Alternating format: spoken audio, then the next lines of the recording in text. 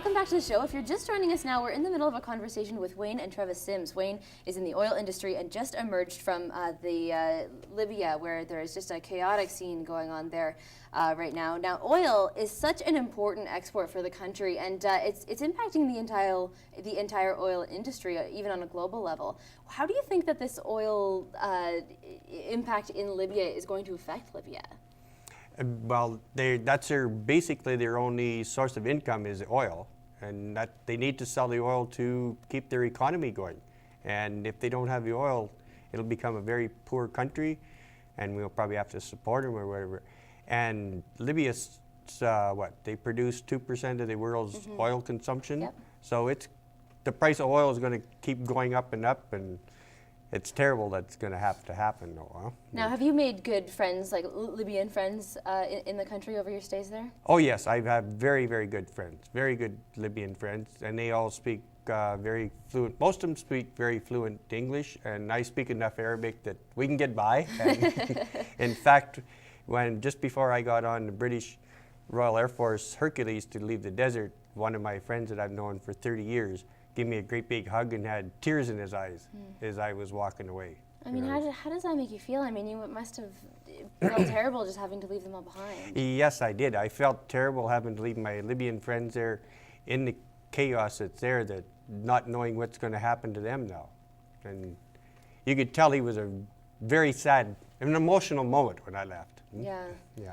Talk a little bit about the process of getting out of the country. Trevor, were you ever able to do anything from your end here in Canada to get him out? I don't know if I helped a whole bunch. He couldn't retain his passport from the company office because it was in Tripoli. Okay. And so we did email him copies of his old passport.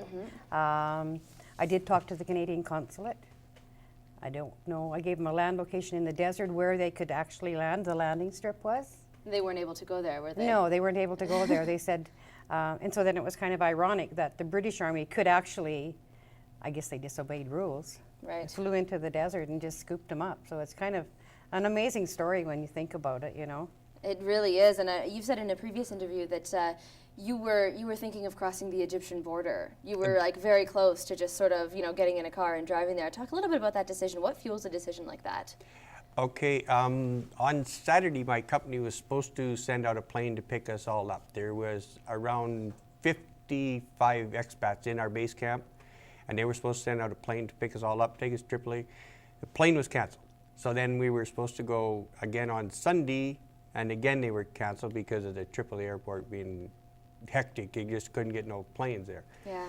So when we come back from the airport that afternoon, we had a meeting, and we all decided that we would probably on Monday morning leave to go to the Egyptian border.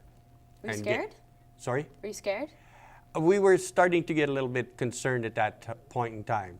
So then we decided that Monday morning we would get some buses and rent some buses and go to the Egyptian border, because we had heard that you could get out through Egypt without a passport, where none of us had passports because they were in Tripoli head office. Now, you obviously landed home safely, and everyone is very grateful for that. Yeah. Is he allowed to go back to Libya to work? Well, that's something we'll discuss in the future when we find out what the country does. But up until that point, everything's been, good. But we'll see. You're headed on vacation tomorrow, and I really hope that you guys just are able to get away and just reconnect. And thank you so much for coming on the show and sharing this amazing story with us. Yes, thank you very much for having us here. You're welcome. This has been our conversation with Wayne and Travis Simms.